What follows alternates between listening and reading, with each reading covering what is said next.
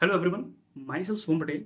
आज की इस वीडियो के अंदर हम कवर करने वाले हैं कि मैंने फिजिक्स को कैसे मास्टर्ड किया, या फिर ऐसा कहें फिजिक्स में मैंने कैसे 165 स्कोर किया, अपने ड्रॉप ईयर के। तो आज की ये वीडियो इसी पर होने वाली है, ठीक है।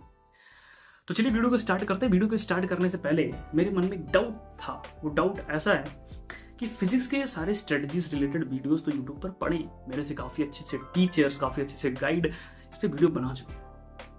फिर भी जब मैंने उस वीडियो को देखा तो मेरे अंदर लगा कि कुछ ऐसे पॉइंट्स हैं जो अभी भी मिसिंग है। कुछ ऐसे पॉइंट्स हैं जो एस्पिरेंट्स को बताए जा सकते हैं, जिससे वो फिजिक्स को और अच्छे तरीके से पढ़कर और अच्छा स्कोर कर सके। तो आज का ये वीडियो यही होने वाला है। अगर वीडियो के अंदर आपको कुछ भी ऐसा पॉइंट नया लगता है तो प्लीज वीडियो को लाइक करें और चैनल को भी सब्सक्राइब करके रखें, जिससे अगला वीडियो मिस ना हो। तो चलिए हम वीडियो को स्टार्ट करें। सबसे पहले पॉइंट, इस वीडियो के अंदर हम 3 ऐसे पॉइंट डिस्कस करने वाले हैं जिसको मैंने अपने नीट जर्नी के दौरान टाइम के रिस्पेक्ट में, टाइम का रिस्पेक्ट मतलब एक जर्नी होती है, नीट एक प्रिपरेशन एक जर्नी है जिसमें काफी लंबा समय लग सकता है, दैट इज 8 से 10 महीने लग सकते हैं। तो उस दौरान मैंने क्या क्या पॉइंट कब कवर किए उसको मैं एक्सप्लेन करूंगा। मैं ये भी कहता हूं कि जितने भी पॉइंट्स मैं कवर करूंगा वो सारे पॉइंट्स आपको सारे टीचर्स एक्सप्लेन करते हैं, बट फिर भी उसके अंदर कुछ ऐसे पॉइंट्स रहेंगे जो आपके लिए नया होगा। ये मैं गारंटी के साथ कहता हूँ। और अगर आप ये पॉइंट्स को इस्तेमाल करेंगे तो आप भी बहुत अच्छा स्कोर कर पाएंगे, ये भी मैं गारंटी लेता हूँ। चलिए वीडियो को स्टार्ट करते हैं। सबसे पहला पॉइंट जो मैं डिस्कस करने वाला हूँ दैट इज लेक्चर नोट। सारे टीचर कहते हैं लेक्चर नोट कैसे बनाएं, सारे टीचर आपको गाइड भी करेंगे, लेक्चर नोट्स के बारे में लेक्चर भी देंगे, बट कुछ ऐसे पॉइंट्स हैं जो मैं लेक्चर नोट्स के अंदर भी कवर करूंगा, जिससे आप लेक्चर नोट्स बनाएं और उससे आप मैक्सिमम आउटपुट गेन कर सकते। 3 ऐसे पॉइंट्स इसके अंदर भी कवर किए जाएंगे जो मैं आपको बताने वाला हूं। सबसे पहला पॉइंट, लेक्चर नोट्स बनाते समय ऐसा लेक्चर नोट्स के अंदर क्या इंक्लूड करना है वो मैं डिस्कस करता हूँ। लेक्चर नोट्स के अंदर टीचर जितना भी A to Z अपने नोट अपने क्लास के अंदर बताते हैं वो सारे आपको लिखने हैं। उसके साथ साथ टीचर अगर कोई कॉन्सेप्ट को समझा, मान लेते हैं आपको समझ में नहीं है, ऐसा जरूरी नहीं है पहले टाइम में आपको सारा को समझ में आ जाए, तो आप अपने लैंग्वेज के अंदर उससे एज इट इज जो लैंग्वेज टीचर ने बता रखी है उसको वहीं पर नोट कर लें, और जब आप रिवाइज कर रही तो उस लैंग्वेज को बार बार पढ़ें, उससे आपको कॉन्सेप्ट समझ में आ सकता है। एक ये तरीका अच्छा हो सकता है। दूसरा पॉइंट, जब मैं लेक्चर नोट्स बनाता था उस दौरान मैं क्या करता था, क्वेश्चन सॉल्व करने का सोल्यूशन लिखता था और एक साइड का स्पेस छोड़ रखता था। फेयर कॉपी के अंदर, रफ कॉपी का मैंने इस्तेमाल नहीं किया अभी, फेयर कॉपी के अंदर थोड़ा स्पेस छोड़ रखा था हर एक क्वेश्चन के साथ, और जब मैं रिवाइज करता था विद हेल्प ऑफ पेंसिल, मैं वहां पर बार बार वही क्वेश्चन जो टीचर ने करवा रखे हैं उसी को सॉल्व करता था। इस तरीके से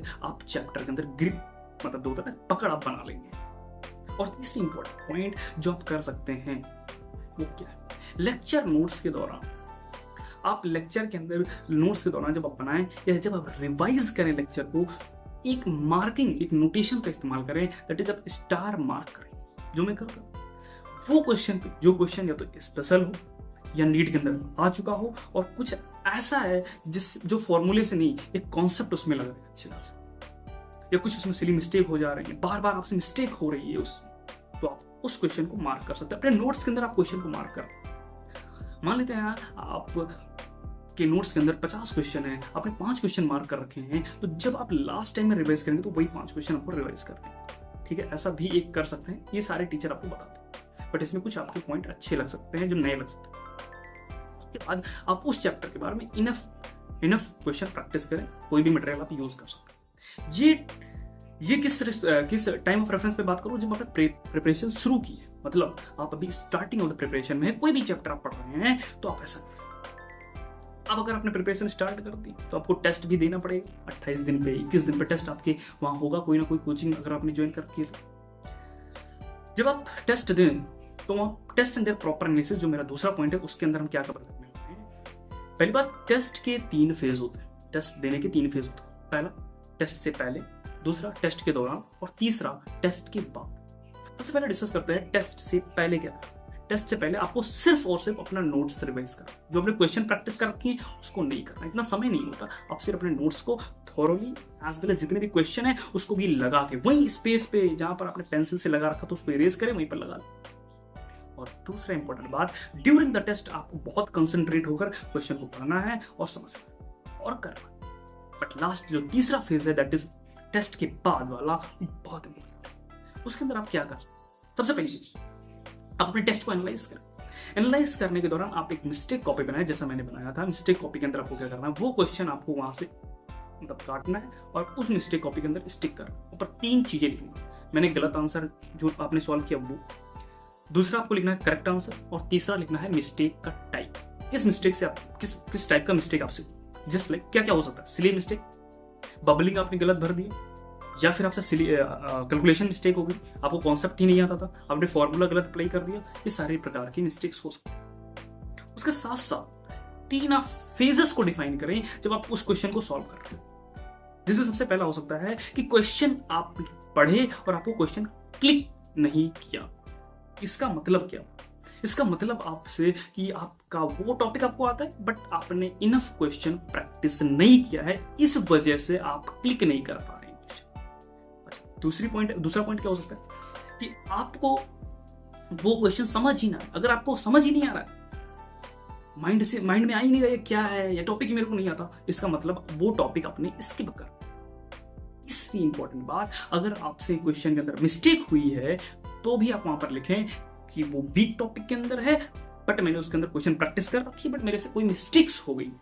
ठीक है, ये 3 उसके फेजेस डिफाइन कर सकते हैं उस क्वेश्चन के ड्यूरिंग द जब आप क्वेश्चन को कर रहे होंगे टेस्ट के दौरान, तो ये आप करेंगे, बट आप आफ्टर द टेस्ट इसे एनालाइज करके फेजेस में उसमें आप लिखेंगे। और मेरा जो तीसरा पॉइंट है जो इंपॉर्टेंट है वो है short notes and mistakes in weak topic. समझें, जो पहले 2 पॉइंट्स हैं ये ड्यूरिंग द प्रिपरेशन आप कंप्लीट, जब तक आपकी जर्नी कंप्लीट नहीं होती तब तक आपको करने हैं। बट जो तीसरा पॉइंट है ये जब आपकी कंप्लीट हो जाएगी जर्नी, आप रिवीजन फेज में आ जाएंगे, मार्च अप्रैल के महीने आएंगे, तो आपका काम है शॉर्ट नोट्स। इंपॉर्टेंट क्या लगता है शॉर्ट? मैं आपको एक्सप्लेन करता हूं। मैंने मॉडर्न फिजिक्स का 2 पेज के अंदर कंक्लूड कर रखा था पूरा modern physics, atom, nuclei, dual nature, सब मैंने कंक्लूड कर रखा सिर्फ 2 पेज के अंदर, 2 पेजेस के अंदर। बिल्कुल ये होता है लास्ट टाइम पे आपको रिवाइज शॉर्ट नोट से करना है। रीजन इज दैट, मान लीजिए आप 1 हफ्ते पहले नीट एग्जाम से 1 हफ्ते पहले का दिन आपसे लिए कैसा होगा वो मैं आपको बताऊं। आपके बहुत सारा प्रेशर होगा, क्या होगा कैसे होगा, तो आप उसमें पूरा नोट्स नहीं रिवाइज कर सकते। नोट्स हो कितने जाएंगे, बहुत सारा। तो इस वजह से आपको शॉर्ट नोट्स बनाने चाहिए, बट आपको बनाने का जो ड्यूरेशन है वो अप्रोक्सीमेटली वही, जब आपका कोर्स एंड हो जाए आप रिवाइज करें, वही उसी दौरान आप रफ मतलब एक कॉपी के अंदर उसी को बना लें, पेज के अंदर आप उसे बना लें। ठीक है, ये तीसरी मिस्टेक, आपका प्रिपरेशन एंड हो चुका है, आप रिवीजन वाले फेज के अंदर है, तो आपका अब ये जरूरी है कि आप वीक टॉपिक को एनालाइज करें। वीक टॉपिक कहां से मिलेगी? वही मिस्टेक कॉपी जो आपको मैंने पॉइंट सेकंड के अंदर बता रखी थी, जो आपने पूरे ड्यूरिंग द प्रिपरेशन अप्लाई किया था। और जो इंपॉर्टेंट बात है वो दैट इज वीक टॉपिक के साथ साथ मिस्टेक्स आपको पता है। अच्छा, वीक टॉपिक से आपको ये पता चलेगा क्या रिवाइज कर, मिस्टेक से आपसे ये पता चलेगा कि आपसे पेपर में कैसी कैसी मिस्टेक्स होती है, just like silly mistake, bubbling filling में मिस्टेक हो सकती है, या फिर आपसे कैलकुलेशन मिस्टेक हो सकता है, या फिर आपने फॉर्मूला गलत अप्लाई कर दिया, या फिर आपको कॉन्सेप्ट नहीं आते थे, या टॉपिक तो वीक टॉपिक के अंदर आता। तो ये सारे मिस्टेक्स भी आपसे हो सकते हैं। तो ये सारी चीज आप करेंगे, ड्यूरिंग प्रिपरेशन करेंगे और एंड ऑफ द प्रिपरेशन, इससे मैं गारंटी कर सकता हूँ आप एक बहुत अच्छा स्कोर कर सकते हैं। जितना आपने मेहनत किया उतना आपको फल अच्छे से मिल जाएगा। ठीक है, 2 बहुत इंपॉर्टेंट डाउट्स यहाँ पर आ रहे थे। सबसे पहला इंपॉर्टेंट डाउट था कि सर आपने टेस्ट तो बता दिया, बट आपने ये नहीं बताया किस कोचिंग का टेस्ट हम लें। तो उस पर भी मैं इन डेप्थ एनालिसिस कर रहा हूँ, हर एक डिफरेंट कोचिंग के टेस्ट को एनालाइज कर रहा हूँ। मेरे पर्सनल एक्सपीरियंस एलएन, आकाश और पीडब्ल्यू से, तो उस पर भी नई नेक्स्ट वीडियो उसी पर आने वाली है। तो नेक्स्ट वीडियो के लिए आप चैनल को सब्सक्राइब करके रखें, जिससे कि आप उसका नोटिफिकेशन आपको जाए और फिर आप उसे भी दें। और एक डाउट इंपॉर्टेंट ये डाउट आ रहा था कि सर भैया केमिस्ट्री और बायोलॉजी के अंदर क्या किया जाए। तो केमिस्ट्री और बायोलॉजी की कुछ ऐसे स्मार्ट ट्रिक्स मैंने बता रखी हैं और वीडियो अपलोड कर दिया, तो उससे भी जाकर देखिए। और लास्ट में यही कहना चाहूँगा, अगर वीडियो आपको पसंद आया हो, कुछ इंफॉर्मेटिव लगा हो, तो प्लीज़ चैनल को सब्सक्राइब करें और वीडियो को लाइक करना ना भूलें। ये बहुत ज़्यादा मोटिवेटिंग होगा मेरे लिए। और ऐसी ही कुछ छोटी छोटी बातें जो आपको प्रिपरेशन में आपको इंपॉर्टेंट रोल दे सकती हैं, मैं आपके लिए मतलब वीडियो बनाता हूँ। तो चलते हैं और मिलते हैं अगली वीडियो में और भी इंफॉर्मेशन के साथ। तब तक के लिए ओके बाय।